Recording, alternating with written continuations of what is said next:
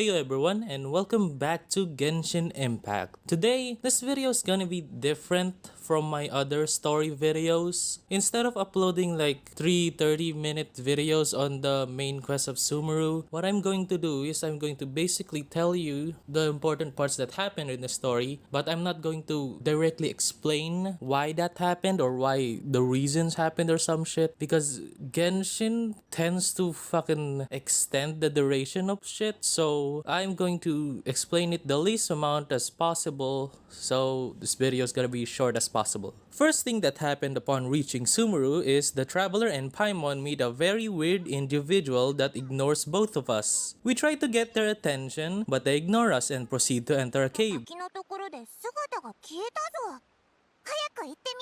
In the cave, there's some altar thing that seeps out a very foreign smell to us, so we fucking fall asleep or some shit. The Traveler then fucking dreams of a giant fucking tree or whatever the fuck that is, then it tells us something, weird fucking cryptic message. Then we get like flashbang by the screen and the Traveler wakes up. After waking up, we are greeted by Paimon and a cute Dendrovision user called Kale. Then blah blah blah, we meet Tignari, then we rest for a few days, then we ask Tignari what job we can do, then he sends us and Kale to a mission to clean the nearby statue of the Seven. After cleaning it, we chat with Kale, then we go back to base. After getting back to base, we ask Tignari, where's Kale? He then says she's sick and she's resting, and he also reveals that Kale has this sickness called Elazar, so これはスメール特有の疾患でね。患者の体に灰色がかった黒い鱗状組織が現れることからその名が付けられた。最初は皮膚が変化した部分に少ししびれを感じる程度なんだけど、症状が進行すると手足の指に力が入らなくなり、時には感覚がなくなることもある。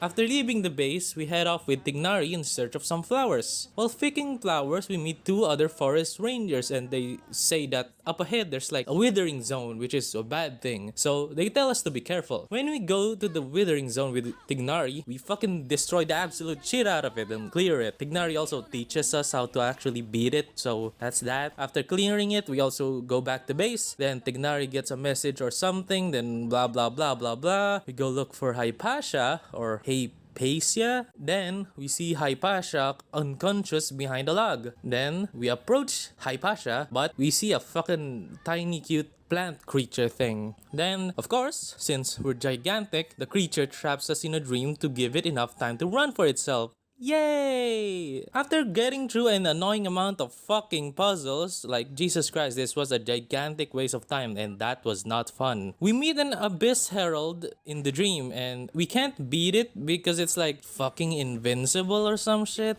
Then we wake up. After waking up, we proceed to wake up Hypatia too. So we tell her that we are Tignari's friends and blah blah blah. More talking. Then after coming back to the base, the Academia is angry at Tignari for like abandoning research or something. I don't fucking know. Then we say goodbye to Kale. Then we head to Sumeru City. After reaching Sumeru City, they give us like an AirPod that's like stuffed with fucking knowledge. We then ask the AirPod if it knows anything about the current Dendro Archon. If you don't know what an Archon is, it's basically their god, and Dendro means like the grass element, nature element or some shit. The AirPod says no, it doesn't know anything about the Archon. Then we look for a guy, give him a letter that Ignari got us to send him apparently. Then we ask him if he knows about the Archon. He doesn't. Then we ask more people if anyone knows the fucking Archon or anything about them. Nobody knows this shit. Then finally a mysterious fucking figure appears asking us if we want to know more about the Dendro Archon. She then tells us jack shit about like some legend poem or some shit. That's not important, I guess. While she's telling the jack shit poem, an Eremite appears in the background asking the previous guy we just talked to about where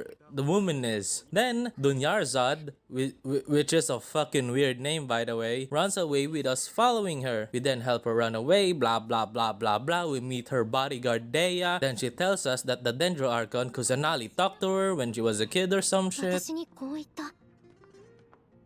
ドニアザード、怖がらないで、泣かないで、と。ドニアザード、怖がらないで、泣かないで。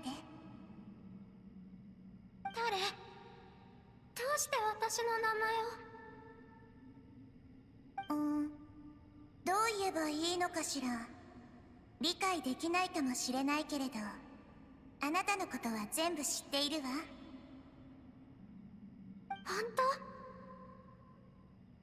本もちろん。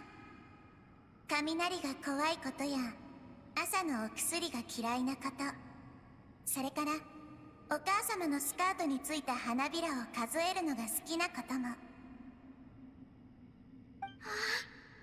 当に何でも知ってるのね。ドニアザード、何か願いはある？願い？ないわ。私、どこにも行けないから何もできないの。あら、そうなの？でもあなたはまだ子供でしょ？子供はみんな願いを持ってるのよ。あなたの願いを教えて。叶えてあげられるかも。じゃあ、私の病気を治してくれる？ごめんなさい。それは今の力じゃまだできないわ。それじゃあ、友達になってくれる？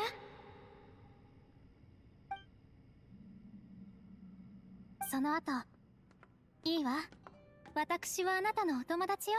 Then the next thing happened. There's a festival about Kusanali. So we go there. Then we meet this cute redhead. Then a fucking 120-page essay of conversation appears. So I'm fucking skipping this, and this is not important. What happened next is Catherine, for some fucking reason, went outside of her normal like station. Kinda sus. Then Dunyarzad's bodyguard Dea gets us to talk to this guy about info. Then we reach Port Amos because there's like a capsule or some shit that knows about Kusanali, which is the Dendro Archon. Then fast forward 1 million fucking years, we get to a situation where we are listening into two eremites talking about their god. We barge in the conversation pretending to be a student from the fucking academia. Then the two fucking idiots believes us even though we're not wearing a uniform, and we make a deal with them for info. Then they give us an address. But then a fucking hottie comes up and threatens us two dumbasses or some shit. Apparently, the address was fake. Then the two idiots go away. Then we follow the hottie. We basically annoy him with questions and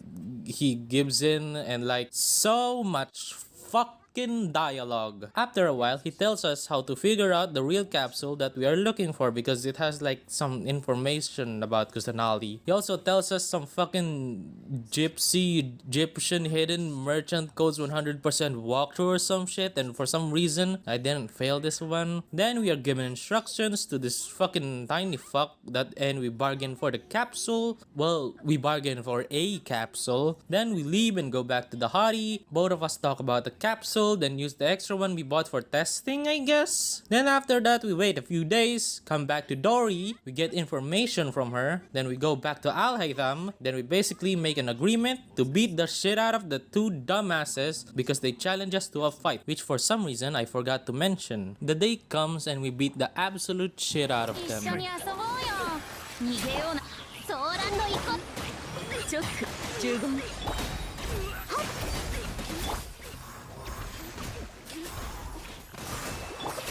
神道の権限。律流、15。Then their boss arrives, but he's like weird or something. Then what happened? The boss growls and beats the shit out of his minion. Al Haytham then proceeds to beat the shit out of him.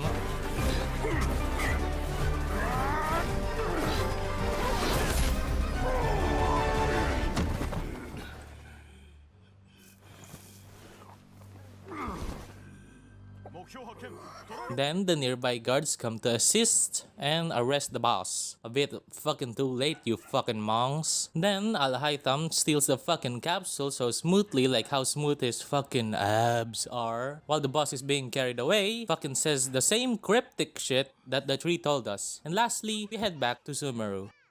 And that's fucking all. I know I missed like a fuck ton of detail, but Genshin has the tendency to give us like 300-page essays on the world even though we don't give a fuck and we just want to see our favorite characters. But like, I don't care. I hope you at least know what the hell happened on the first Archon Quest because of this stupid video. This is the first time I've explained the story. And by the way, Archon Quest is fucking 4 hours long. So I hope you enjoyed. Don't you see I'm shining? When I